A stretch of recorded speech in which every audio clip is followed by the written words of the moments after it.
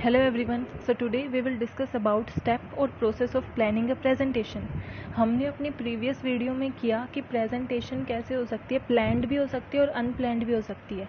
सबसे पहले तो प्रेजेंटेशन क्या होती है कि जब भी आप नंबर ऑफ पीपल ग्रुप के सामने कुछ भी डाटा रिप्रेजेंट करते हो, कुछ भी फैक्ट डाटा जो भी रिप्रेजेंट करते हो, वो क्या होता है, प्रेजेंटेशन होता है। अब प्रेजेंटेशन है वो प्लान्ड भी हो सकती है और अनप्लान्ड भी हो सकती है। अनप्लान्ड क्या था कि जब हम उस मीन्स हमारी प्रेजेंटेशन से पहले ना तो हम कुछ प्रिपरेशन करते हैं, ऑन द स्पॉट हमें बोला जाता है प्रेजेंट करने के लिए, ना हमने रिहर्सल की है, कुछ प्लानिंग नहीं की, वो क्या होती है, अनप्लान्ड होती है। और प्लान्ड प्रेजेंटेशन क्या होती है कि जब हमें पूरा टाइम होता है, हम उस टॉपिक पे रिसर्च कर सकते हैं, हम उस पर प्लानिंग कर सकते हैं, पहले से हम डिसाइड करते हैं कि कहाँ हमें प्रेजेंटेशन देनी है, कैसे देनी है, कब देनी है, सब कुछ जब देखा जाता है वो हमारी क्या होती है, प्लान्ड प्रेजेंटेशन। सो जब हमारी प्लान्ड प्रेजेंटेशन होती है तो उसको हम उसके स्टेप और प्रोसेस क्या है एक प्रेजेंटेशन को प्लान करने की। सो सबसे पहले हमारा फर्स्ट स्टेप आता है एनालिसिस ऑफ ऑडियंस, कि जब हम प्रेजेंटेशन की प्लानिंग करते हैं तो हमारा फर्स्ट स्टेप है analysis of audience. Name he suggest कर रहा है ऑडियंस, यानी कि जिनके सामने आप प्रेजेंट करना चाहते हो। Who is audience? Audience are the ones, means जिनके लिए आप क्या कर रहे हो, उनके लिए प्रेजेंट कर रहे हो। Audience are the one for whom you are presenting the presentation, for whom you are displaying the data fact and figures, कि जिसके लिए भी आप क्या कर रहे हो, प्रेजेंट कर रहे हो, वो हमारी ऑडियंस है। अगर ऑडियंस नहीं होगी तो हम प्रेजेंट क्यों करेंगे, हम किसके लिए प्रेजेंट करेंगे? आपने इन्फॉर्मेशन इकट्ठी की, आपको उसके बारे में नॉलेज मिल गई, ऑडियंस नहीं है तो प्रेजेंटेशन देने के क्या बेनिफिट हुए? ऑडियंस को ही इन्फॉर्म, एजुकेट या फिर उनको ट्रेनिंग देने के लिए ही तो हम प्रेजेंटेशन देते हैं। सो सबसे पहला स्टेप है एनालिसिस ऑफ ऑडियंस।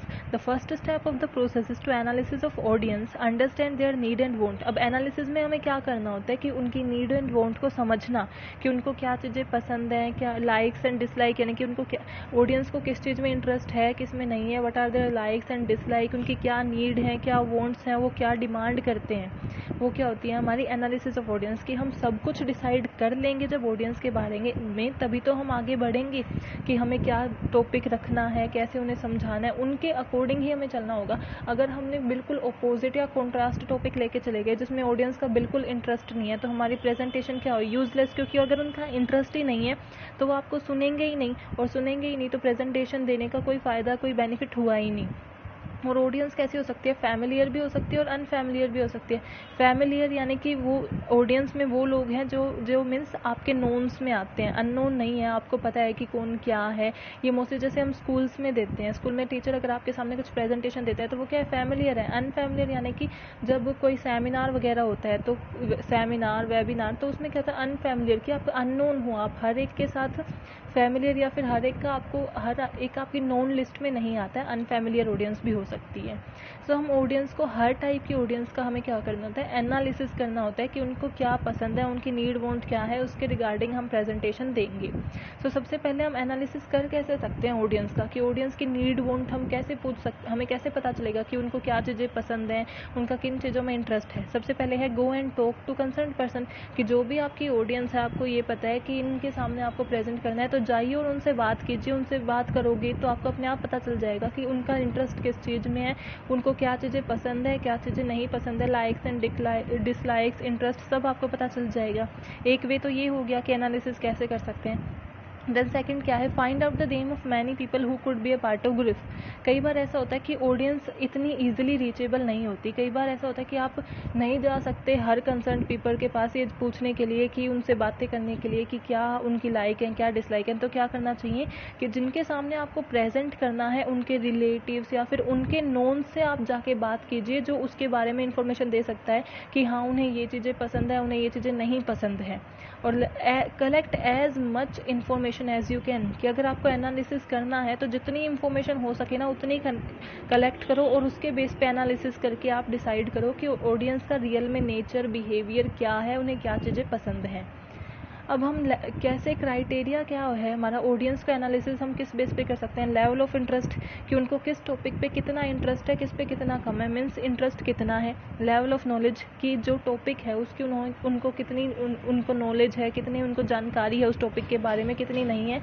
और नेचर ऑफ क्वेश्चन, कि किस टाइप के क्वेश्चन हम पूछ सकते हैं या फिर किस टाइप के क्वेश्चन वो पूछ सकते हैं। इन क्राइटेरिया के बेसिस पे हम क्या करते हैं, ऑडियंस का एनालिसिस करते हैं। कि हमने पहले देखा कि ऑडियंस के बारे में इंफॉर्मेशन गैदर कर ली, कि हम कैसे गैदर करेंगे, कि उनसे डायरेक्टली पूछ सकते हैं या फिर किसी कंसर्न और पीपल से पूछ सकते हैं। जितनी इन्फॉर्मेशन करनी थी कर ली। उसके बाद हम उसको एनालाइज करके क्या पता लगाते हैं कि उनका इंटरेस्ट कितना है, उनकी नॉलेज क्या है, क्वेश्चंस क्या हो सकते हैं। अब हमने सबसे पहला स्टेप था एनालिसिस ऑफ ऑडियंस। जब हमने ऑडियंस का एनालिसिस कर लिया उसके बाद हम क्या डिसाइड करते हैं, लोकेशन ऑफ प्रेजेंटेशन, कि हमें ये पता चल गया हमारी ऑडियंस क्या है, उनको हमने एनालाइज कर लिया, उनकी नीड एंड वांट क्या है। फिर हम देखेंगे कि हमें प्रेजेंटेशन देनी कहाँ है, उसकी लोकेशन डिसाइड करेंगे। In this the venue of presentation is decided by the presenter, कि प्रेजेंटर क्या डिसाइड करता है कि वेन्यू क्या रहेगा, प्रेजेंटेशन कहाँ पे दी जाएगी। It should be comfortable for both audience and presenter, कि जो भी हमारा वेन्यू हो, जो भी है, जो जिस जगह भी प्रेजेंटेशन आप दे रहे हो वो दोनों के लिए कंफर्टेबल होनी चाहिए, ऑडियंस और प्रेजेंटर। अगर प्रेजेंटर ही कंफर्टेबल नहीं है तो वो अच्छे से प्रेजेंट ही नहीं कर पाएगा, और अगर ऑडियंस कंफर्टेबल नहीं है तो वो ध्यान नहीं देंगे, वो सुनेंगे नहीं। सो हमारी प्रेजेंटेशन दोनों वे में अफेक्ट होगी। सो जो भी हमारा प्लेस होगा वो दोनों के लिए कंफर्टेबल होना चाहिए। अब फैक्टर अफेक्टिंग लोकेशन, जो भी हम लोकेशन डिसाइड करते हैं उसको क्या क्या चीज़ें अफेक्ट करती हैं। नंबर ऑफ पार्टिसिपेंट्स, कि जितने नंबर ऑफ पार्टिसिपेंट्स हैं उसके अकॉर्डिंग हमें लोकेशन देखनी है। अगर हमारे सिर्फ पार्टिसिपेंट्स 10 हैं तो हमें बड़ा हॉल लेने की कोई नीड है ही नहीं, लेकिन अगर हमारे पार्टिसिपेंट्स 50 हैं तो हम छोटे से रूम में नहीं बिठा सकते। सो नंबर ऑफ पार्टिसिपेंट्स के अकॉर्डिंग ही क्या करेंगे, हम लोकेशन ट्राई करेंगे कि उनके अकॉर्डिंग हम लोकेशन को लेके आएँ। देन लाइटनिंग, कि अगर आप, लाइटनिंग तो नेसेसरी ही है कि अगर आप प्रेजेंटेशन दे रहे हो और अगर वो किसी को विजिबल नहीं है, अगर वो लास्ट बेंचर्स को विजिबल नहीं है तो आपकी प्रेजेंटेशन क्या है वो अफेक्ट होती है। सो आपकी लाइटनिंग जहाँ पे अच्छी होगी ऐसी लोकेशन आप प्रेफर करते हो।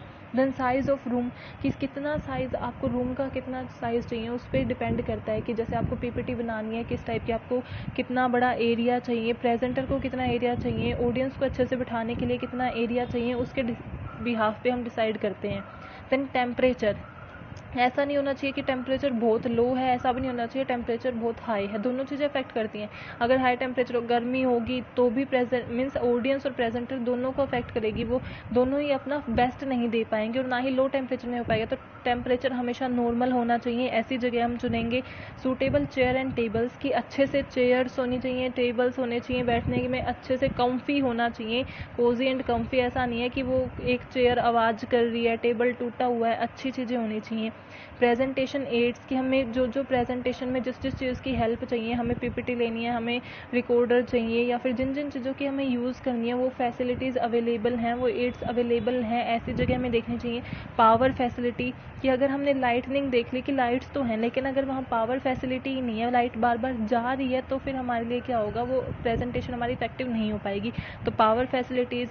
देन डिस्ट्रैक्शन, की वहाँ कितनी डिस्टर्बेंस होती है, वो कैसा एरिया है, मीन्स ऐसा एरिया है जहाँ पे रेलवे स्टेशन के पास है तो बार बार ट्रेन का आने का डिस्ट्रैक्शन, तो ऐसा एरिया देखना कि जहाँ पे जितना ज़्यादा पीस हो सके वहाँ पे वो मिले। अदर फैसिलिटीज़, जो जो फैसिलिटीज़ आपको चाहिए वो अवेलेबल हैं या नहीं है, उसके बेस पे आप क्या डिसाइड करोगे, लोकेशन को डिसाइड करोगे। अब हमने ऑडियंस को एनालाइज कर लिया, लोकेशन को डिसाइड कर लिया। नेक्स्ट हमारा क्या है, ऑब्जेक्टिव ऑफ प्रेजेंटेशन, कि हम फिर क्या डिसाइड करेंगे कि हमारी प्रेजेंटेशन का ऑब्जेक्टिव क्या है, कि उसके पीछे पर्पस क्या है, रीज़न क्या है जो हम प्रेजेंटेशन ऑडियंस को दे रहे हैं। Most important aspect of a planning a presentation, you have to design an objective, कि सबसे इंपॉर्टेंट क्या होता है कि ऑब्जेक्टिव, क्योंकि ऑब्जेक्टिव को ही तो आप फॉलो करते हो। आपकी पूरी प्रेजेंटेशन के पीछे एक जो मकसद होता है, एक जो पर्पस होता है, वही तो आपका ऑब्जेक्टिव है। तो ये तो सबसे इंपॉर्टेंट पार्ट हो गया। Without clearly stated objective you can not evaluate the presentation, अगर आपके पास क्लियरली स्टेटेड ऑब्जेक्टिव ही नहीं है, आपने प्रेजेंटेशन दे दी तो आप उसे इवेल्युएट कैसे करोगे।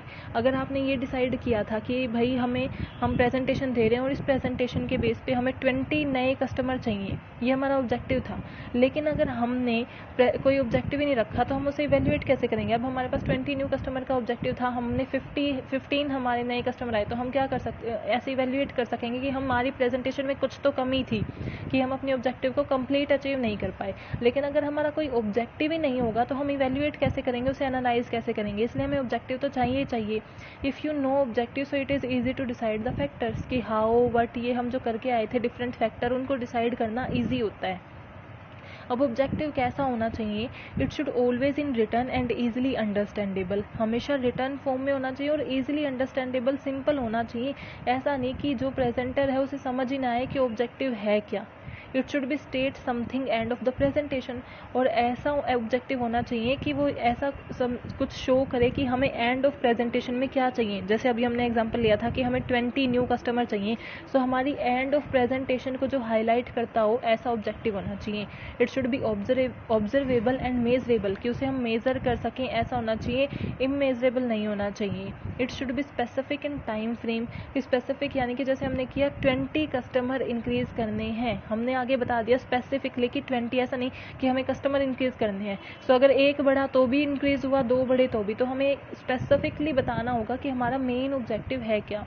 Always stated after considering the audience in mind, कि जब हम ऑडियंस को माइंड में कंसिडर कर चुके हों उनके रिगार्ड ही हमें ऑब्जेक्टिव बनाना चाहिए। देन हमारा लास्ट स्टेप है रिसर्चिंग द टॉपिक, कि अब हमने क्या कर दिया, ऑडियंस को एनालाइज कर लिया, देख लिया कि उनकी नीड वांट क्या है, हमने लोकेशन डिसाइड कर ली कि हम कहाँ प्रेजेंटेशन देने वाले हैं, हमने उसका ऑब्जेक्टिव डिसाइड कर लिया कि हमें प्रेजेंटेशन से क्या बेनिफिट चाहिए, उसका ऑब्जेक्टिव क्या है। लास्ट है रिसर्चिंग द टॉपिक, कि जो भी आपके पास टॉपिक है उस पर रिसर्च करना, कि अब आपको टॉपिक मिल गया कि इस टॉपिक पे आपने ऑडियंस की नीड वांट, उनकी लाइक डिसलाइक, इंटरेस्ट के थ्रू क्या कर लिया, पता लगा लिया कि उनका कहाँ इंटरेस्ट है, उनको क्या चीज़ों में की नॉलेज गेन करने का इंटरेस्ट है। सो उस टॉपिक के ऊपर आपको रिसर्च करना, कि अगर आप प्रेजेंटेशन दे रहे हो ना तो आपको ऐसा होना चाहिए कि आपको उस टॉपिक के बारे में सब पता है, you know everything about that particular topic which you are going to present in front of audience.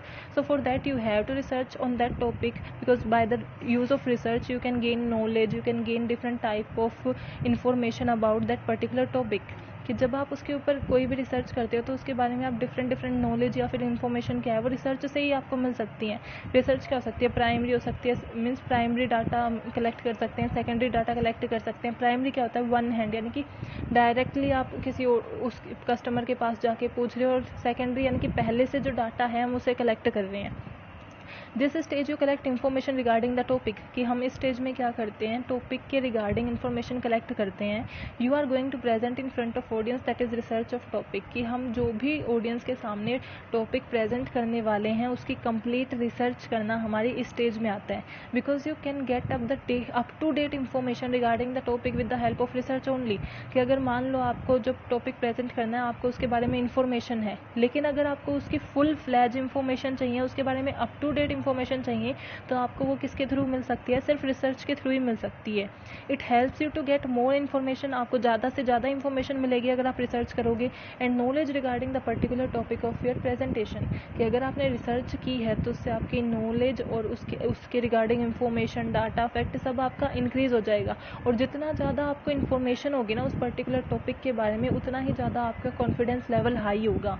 सो ये क्या है, आपको एक तरीके से मोटिवेट भी करेगा कि आपको सब है, आपको आपकी हेजिटेशन कम हो जाएगी, क्योंकि आपको ये लगेगा कि आपने बहुत अच्छे से रिसर्च किया, आपको इस सब के बारे में सारी इन्फॉर्मेशन आपके पास है। ऐसा नहीं है कि आप मीन्स आप ऐसे डरोगे नहीं कि किसी ने कोई क्वेश्चन पूछ लिया तो मैं क्या आंसर दूंगा, क्योंकि आपने रिसर्च कर रखी है, आपके पास सारी नॉलेज है। अब रिसर्च हम क्यों करते हैं, to know the topic thoroughly, कि उस टॉपिक को अच्छे से मीन्स उस टॉपिक में अच्छे से घुस जाना, उसको सब बिल्कुल समझ लेना।